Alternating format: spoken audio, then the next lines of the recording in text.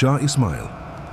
I was 14 years old when he walked into battle without armor, and won. He was not a general trained in war rooms or palace corridors. He was a red-capped mystic who believed divine fire ran through his blood, and somehow every soldier standing against him seemed to believe it too. In 1501, this teenage warrior conquered Tabriz, declared himself Shah of Persia, and made a decision that would permanently fracture the Islamic world in two, a fracture still bleeding today. The Persian people had no choice: convert to Shia Islam or face the sword. Sunni scholars were expelled. Entire cities rewrote their faith overnight. A civilization pivoted on the axis of one teenager's ambition. But here is what nobody tells you. Ismail may have been far more than a conqueror. The mystery behind his rise and the curse behind his fall is the strangest story Persia never finished telling. Welcome. What you are about to watch is not a textbook summary. It is the raw, dangerous, and breathtaking origin story of the empire that shaped the Iran you see on maps today. If this is your first time here, hit subscribe and drop a like. It costs you nothing and keeps this channel alive. Every video we produce takes deep research and real effort, and your support makes every second of it worth it. Now, before we go further, drop a comment below telling us what country and city you are watching from right now. We read every single one, and you will be surprised how global this audience truly is. Long before Ismail wore a crown, he wore a target. His father, Sheikh Haidar, led the Safavids, a Sufi brotherhood rooted in the mountains of northwestern Persia, armed with absolute devotion and a theological ambition that made every surrounding ruler deeply uncomfortable. Haidar was killed in battle when Ismail was barely 1 year old. His enemies did not stop there. They hunted the entire bloodline with the kind of patience that only dynasties can sustain. Ismail spent his childhood in hiding, not in a palace, in the marshes of Gilan, raised by loyal disciples who treated him less like a child and more like a walking prophecy. The Safavid followers, the Kizilbash, meaning redheads for their distinctive crimson caps, believed Ismail carried divine light directly descended from the Prophet's bloodline through Imam Ali. They were not soldiers fighting for land. They were true believers fighting for salvation, and that distinction made them catastrophically dangerous on any battlefield. At age 12, Ismail left his hiding place and began gathering followers. Within 2 years, his army had ballooned from a handful of devoted mystics into a force that terrified professional military commanders across the region. What gave a 12-year-old that kind of pull? Historians still argue. Some point to his lineage. Others point to his presence. Eyewitness accounts describe him as physically striking, unnervingly calm, and radiating the certainty of someone who had already seen the future. He wrote poetry in Azerbaijani Turkish under the pen name Katay, meaning the sinner, a choice so deliberately paradoxical that scholars have never fully decoded whether it was humility, theater, or warning. Whatever drove him, by the time Ismail turned 14, the marshes of Gilan had produced something Persia had not seen in centuries, a ruler who did not simply want the throne. He believed the throne had always been waiting for him. When Ismail entered Tabriz in 1501, he did not arrive as a liberator. He arrived as a verdict. The city, ancient, wealthy, sitting at the crossroads of trade routes between the Black Sea and Central Asia, had changed hands many times. It had never changed souls. Until now. Ismail's first decree was not about taxes, borders, or tribute. It was about God. Specifically, about which version of God the entire population would publicly worship, starting immediately. Twelver Shia Islam was declared the official state religion of Persia. This was not a theological preference. It was a political weapon designed to draw a permanent line between the new Safavid Empire and its two most powerful enemies, the Ottoman sultans to the west and the Uzbek Khans to the east, both firmly Sunni. Sunni prayer leaders were removed from every mosque in Tabriz within days.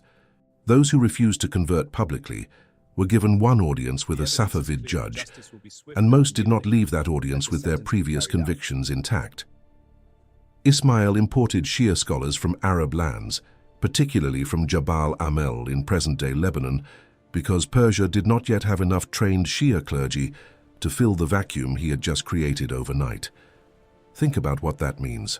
He rewrote the religious identity of an entire civilization so fast that he had to import the teachers to explain the new religion to the people who were now required to follow it. The speed was intentional. Doubt needed no room to breathe. A population given time to question rarely stays converted. Ismail understood this with an instinct that no military academy had taught him. What emerged from those first brutal months in Tabriz was not simply a new government. It was a new civilization, one whose identity was forged in opposition, defined by who it was not just as much as by who it claimed to be. The Sunni-Shia fracture that Ismail carved into Persia in 1501 did not heal in his lifetime. It has not healed in 500 years. The map he drew that year, in faith not ink, is the map the Middle East still bleeds along today.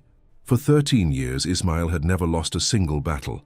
Then came Chaldiran, and it broke him in ways no sword ever could.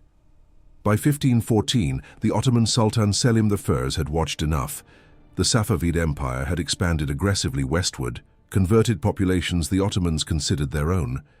And Ismail's religious propaganda was seeping into Ottoman territory like a slow poison. Selim assembled the largest Ottoman army ever mobilized to that point. And crucially, he brought gunpowder artillery, cannons, field guns, weapons Ismail had dismissed as ungentlemanly and unnecessary for a divinely protected army. That dismissal was not arrogance, it was theology. The Qizilbash genuinely believed their faith made them impervious to death in battle. They had charged into dozens of engagements without hesitation, and they had always been right. Until the cannons opened fire. On August 23, 1514, on the plains of Chaldiran in northwestern Persia, Ottoman artillery tore through the Qizilbash cavalry charges before they could reach striking distance. Horses and men dissolved into smoke. The divine protection had a range limit, and it ended at the barrel of a cannon. Ismail fought personally. He was wounded. His horse was killed beneath him. Several of his closest commanders died within arm's reach. His wife, one of his wives, was captured by Selim's forces, a deliberate humiliation designed to echo for generations. The Safavid army retreated. Tabriz fell briefly to Ottoman occupation, and Ismail, the teenager who had walked into battle without armor and won, retreated to his palace and, by most accounts, never personally led a military campaign again. He was 30 years old. He had 10 more years to live. He spent most of them drinking, heavily, consistently, in a way his court documented with the quiet discomfort of people watching a legend dissolve in wine. What Chaldiran actually destroyed was not an army. It was a belief system. The Qizilbash had staked their entire spiritual identity on Ismail's invincibility. When that invincibility shattered publicly, it cracked the theological foundation the entire empire had been built upon. The Safavid Empire survived Chaldiran. It would go on to produce some of the most extraordinary art, architecture, and statecraft the ancient world ever recorded. But the man who built it, the red-capped boy from the marshes, never quite survived it himself. Ismail built an empire on faith. It took a different Shah, colder, shrewder, and far more dangerous, to build it into a civilization the entire world stopped to stare at. Shah Abbas. I came to power in 1588, 77 years after Ismail conquered Tabriz. He inherited a dynasty bleeding from Ottoman raids in the west, Uzbek incursions in the east, and a military structure so dangerously loyal to tribal Qizilbash chiefs that the Shah himself was effectively their hostage. Abbas solved the military problem with surgical ruthlessness. He dismantled the Qizilbash command structure and replaced it with a standing army of slave soldiers, Georgian, Armenian, and Circassian captives trained from childhood with loyalty to the crown alone, not to any tribe or sheikh. He also did something no Safavid Shah had attempted before. He hired European military advisors, acquired artillery technology from English merchants, and rebuilt the Persian army into a gunpowder force capable of fighting the Ottomans on equal terms. Then, with his borders stabilized and his army rebuilt, Abbas turned his attention to a project that had nothing to do with war and everything to do with permanence.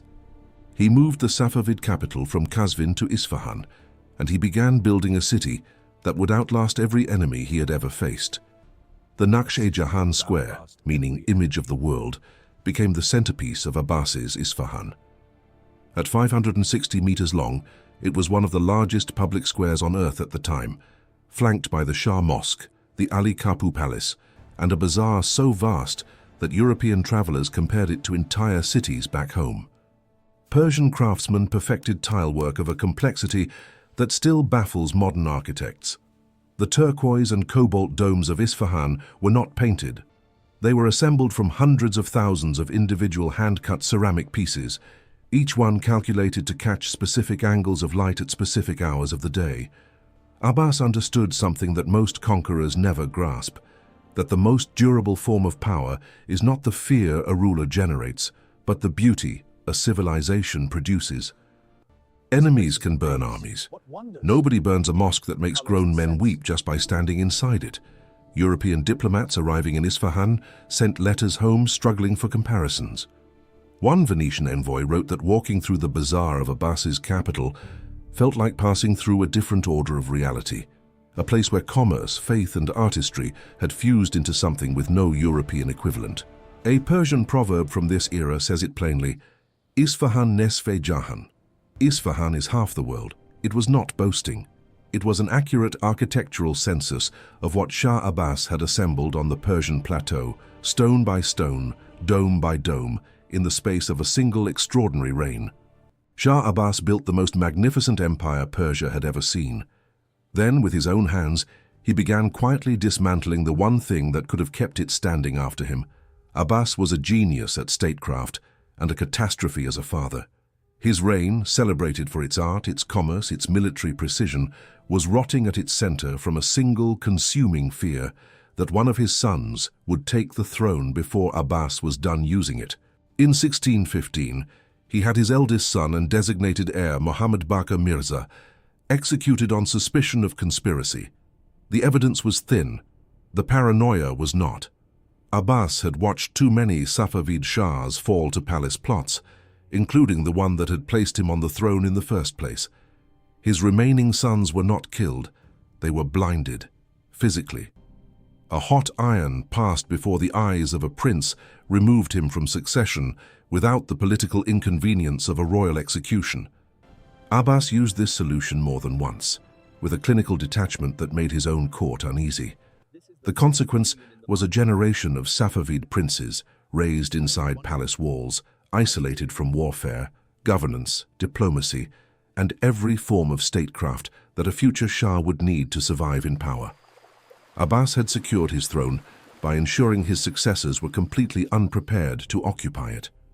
When Abbas died in 1629, the empire passed to his grandson Shah Safi, 18 years old, raised entirely within the harem quarters of the palace, with no military experience, no diplomatic training, and a disposition toward cruelty that substituted for the competence he had never been allowed to develop. Safi spent his early reign executing the most capable generals and administrators Abbas had spent decades cultivating, men whose talent made the young Shah feel exposed rather than supported.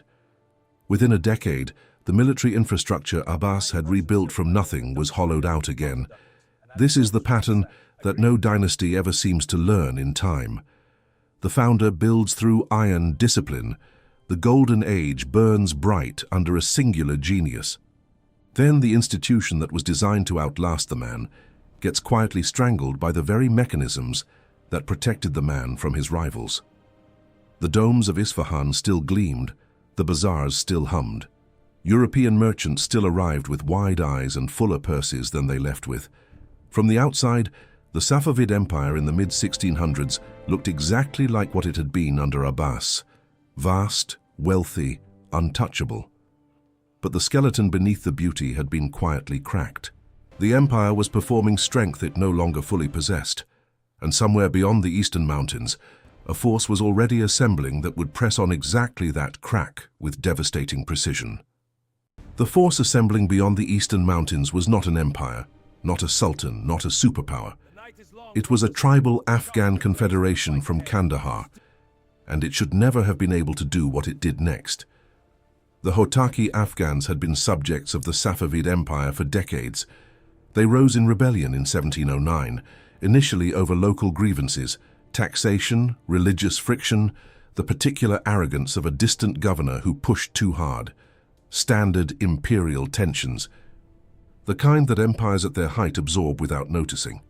But the Safavid Empire of 1709 was not the empire of Abbas. The treasury was depleted. The military had been gutted by decades of incompetent shahs who trusted courtiers over commanders. The standing army that Abbas had so carefully engineered existed largely on paper, and paper armies do not hold mountain passes. Under their leader Mir Wais Hotak, and later his son Mahmud, the Afghans defeated Safavid force after Safavid force, not because they were militarily superior in any technical sense, but because the armies sent against them kept fragmenting, retreating, and dissolving under commanders with no genuine authority over troops who had no genuine reason to die for a Shah they had never respected. In 1722, Mahmud Hotak marched on Isfahan itself. Shah Sultan Hussein, the reigning Safavid, a deeply pious man with no military instinct whatsoever, assembled what remained of the imperial army and marched out to meet him at the Battle of Gulnabad. The Safavids were routed in hours. Isfahan was besieged. The city that had made European diplomats lose their composure, the city of turquoise domes and world-class bazaars and reflecting pools that mirrored paradise, endured 7 months of starvation before Sultan Hussein walked out of his own palace gates and personally handed his crown to Mahmud Hotak on the open road. It was October 1722. The Safavid dynasty, founded by a 14-year-old mystic in a crimson cap who believed God walked with him, ended with an elderly Shah surrendering in the dust outside the most beautiful city on earth to a man his grandfather's empire had taxed as a minor subject. The Afghan occupation of Isfahan lasted only 7 years before internal collapse and Persian resistance, led by the brilliant military commander Nader Shah, expelled them. A branch of the Safavid line continued nominally for decades after. But the dynasty as a living force was over. What remained was the inheritance, and the inheritance was extraordinary. The Safavids had taken a fractured, contested territory and forged it into a coherent Persian identity. Shia Islam as its spine, the Persian language as its voice, and Isfahan as the permanent visual argument that this civilization had once stood at the absolute peak of human achievement. Every time you look at a map of Iran and trace its borders, every time a Persian speaks Farsi, prays in a Shia mosque, or looks up at a turquoise dome, they are standing inside a decision that a 14-year-old boy made without armor in the dust of a battlefield in 1501. That is what empires actually are, not lines on maps, decisions that refuse to die. The Safavid Empire lasted 221 years. It produced some of the most sophisticated art, architecture, and legal scholarship the world has ever recorded, and it planted a religious identity into Persian soil so deep that 5 centuries of invasion, revolution, and war have not pulled it out. If this story moved you, share it with someone who thinks history is boring. Drop your city and country below, and if you stayed until this final word, you already know the channel is worth subscribing to. The next dynasty is already waiting. And its story is even stranger than this one.